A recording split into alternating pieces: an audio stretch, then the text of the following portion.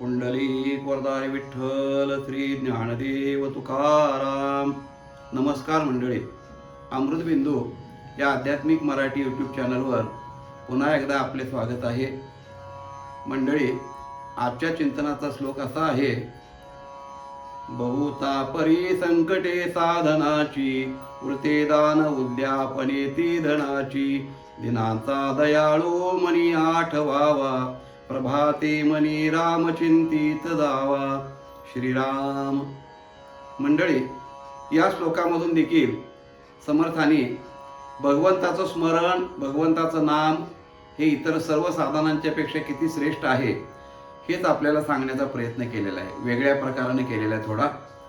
मागच्या श्लोकामध्ये देहदंडनाचं दुःख अत्यंत आहे अशा प्रकारचं समर्थांनी सांगितलं. या श्लोकामध्ये थोडंसं वेगळ्या पद्धतीनं सांगत असताना समर्थ आपल्याला असं म्हणतात की बहुता परी संकटे साधनांची.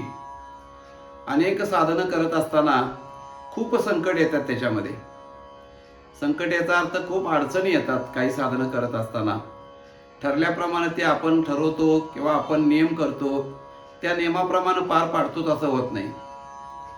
एखाद्या देवदर्शनाला जरी नित्यनियमानं आपण एवढ्या वेळा जावं असं जरी मनात ठरवलं तरी त्याच्यामध्ये विघ्न येतं आणि तो नियम खंडित होतो. काही वेळेला आपलं पापही आडवं येतं आणि ठरवलेल्या किंवा केलेल्या नियमामध्ये बाधा निर्माण होते. अशा प्रकारे साधनं खंडित होतात आणि खंडित झाले की तो नियम तिथं त्या ठिकाणी मोडला जातो. म्हणजे एक प्रकारचं हे संकटच आहे. अशी कितीतरी प्रकारची संकट साधनं करत असताना येतात. म्हणून बहुता परी साधने संकटे साधनांची म्हणतात समर्थ. अनेक साधनं करताना वेगवेगळी संकट आहेत.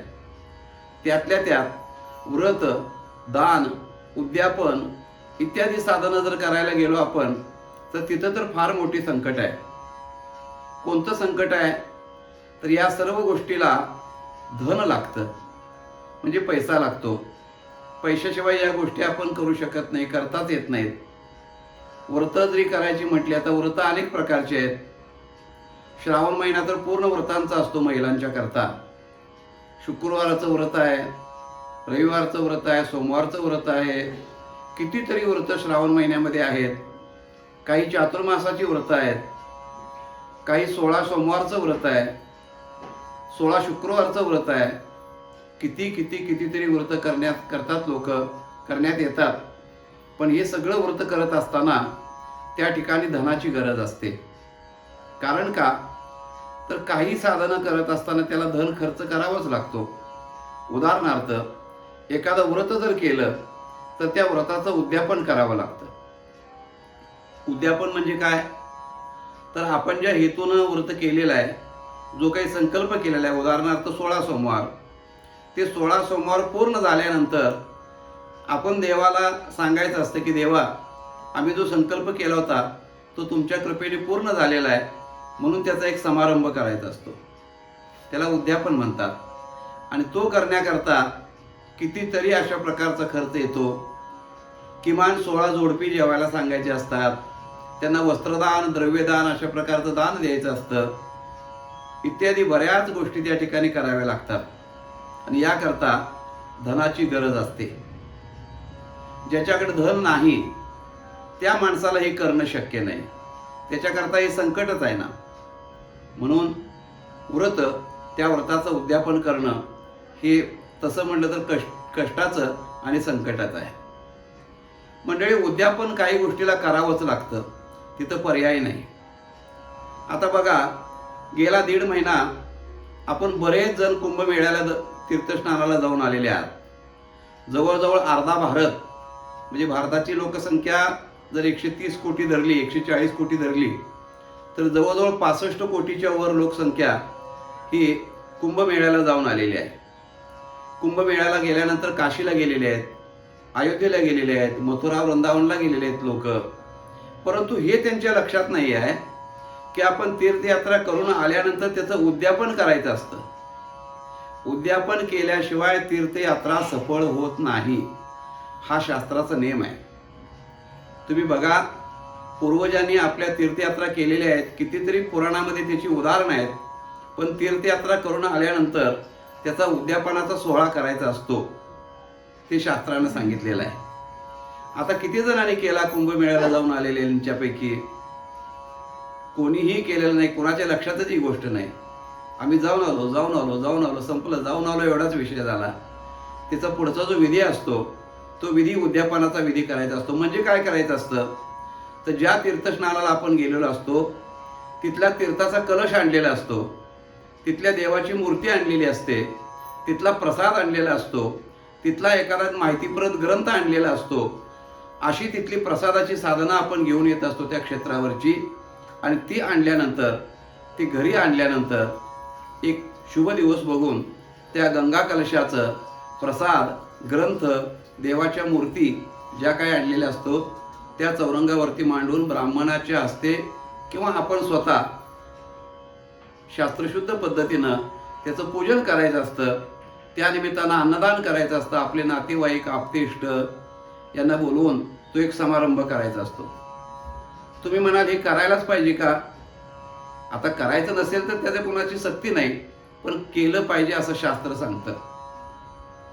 इतिहास आपल्याला सांगतो मंडळी, ज्या वेळेला नामदेवराय, ज्ञानेश्वर महाराज आणि सगळी संत मंडळी तीर्थयात्रेला गेलेली होती आणि तीर्थयात्रा करून परत आल्यानंतर आता नामदेवरायांच्या मनामध्ये हेही नाही तेही नाही, त्यांना काय हा विषयच माहिती नव्हता.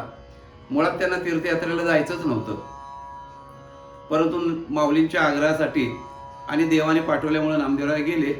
पण परत आल्यानंतर रुक्मिणी मातेने पांडुरंगाला सांगितलं की देवा, आपला नामा तीर्थयात्रा करून आलेला आहे, तुम्हाला काय त्याचं कौतुक वगैरे आहे की नाही? अगं म्हणे रुक्मिणी, तू असं का म्हणतेस? मला कौतुक का नसेल? त्याचं कौतुक आहे ना. मग आहे कौतुक तर थोडंसं व्यक्त करून दाखवा ना. म्हणजे काय करू?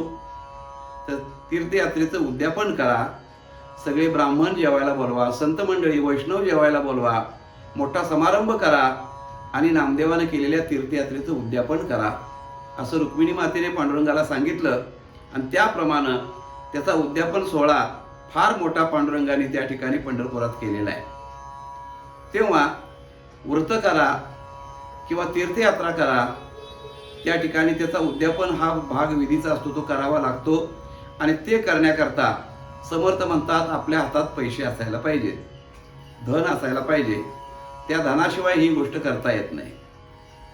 आता काही दानाचे विधी सांगितलेले आहेत, ते दान देण्याकरता सुद्धा धनाची गरज आहे ना. काही कारणासाठी सुवर्णदान सांगितलेलं आहे, काही ठिकाणी भूमिदान सांगितलेलं आहे, काही ठिकाणी गोदान सांगितलेलं आहे. असे शास्त्रामध्ये दानाची विधी सांगितलेली आहेत. पण कोणतं जरी दान करायचं म्हटलं तरी धनाची, पैशाची अत्यंत गरज असते. आणि हे ज्याच्याजवळ नाही त्याला ते फार मोठं अशा प्रकारचं संकट वाटतं की हे कसं करायचं आपण? आपल्याजवळ तर धन नाही, आपल्याजवळ तर संपत्ती नाही, पण हे केलं तर पाहिजे. अशा वेळेला लोक कर्ज काढून काही गोष्टी करतात आणि मग ते फेडण्यामध्ये कितीतरी दिवस त्यांचे बर्बाद होत असतात. म्हणजे एका अर्थानं ते संकटच आहे त्यांच्याकरता. म्हणून समर्थ म्हणतात की त्या ठिकाणी व्रते, दान, उद्यापने ती धनाची, अशा प्रकारची ही संकट आहेत त्यांच्यावरती. मग हे सगळं कशाकरता करतो मनुष्य? तर त्याचं एकमेव कारण आहे पुण्यप्राप्ती. आपल्याला पुण्य मिळावून ह्या सगळ्या गोष्टी करायच्या असतात. मग पुण्य तरी कशा करता? दुःख निवृत्ती व्हावी आणि भगवंताची प्राप्ती व्हावी याकरता पुण्य. मग पुण्यप्राप्ती करता ही साधनं करायची असतात. पण ही करण्याकरता अनेक गोष्टींची आवश्यकता लागते. त्या जर आपल्याजवळ नसतील तर ती संकट वाटतात.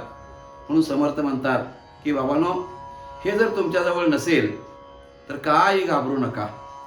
तुम्हाला नाही कुंभयात्रेला जाता आलं, कुंभमेळ्याला जाता आलं, त्रिवेणी संगमावर नाही स्नान करायला जाऊ शकला, काही हरकत नाही. आपल्या गावाची जी नदी आहे तीच गंगा माता आहे, तिच्यामध्ये स्नान करा. नाही काशी विश्वेश्वराच्या दर्शनाला जाता आलं, गावातल्या शिवमंदिरामध्ये दर्शन घ्या. तेच आहे सगळं, वेगळं काही नाही आहे त्याच्यामध्ये. फक्त आपली मानसिकता तशी असली पाहिजे. आणि हे करत असताना मात्र समर्थाने एक सांगितलं, दिनाचा दयाळू मनी आठवावा.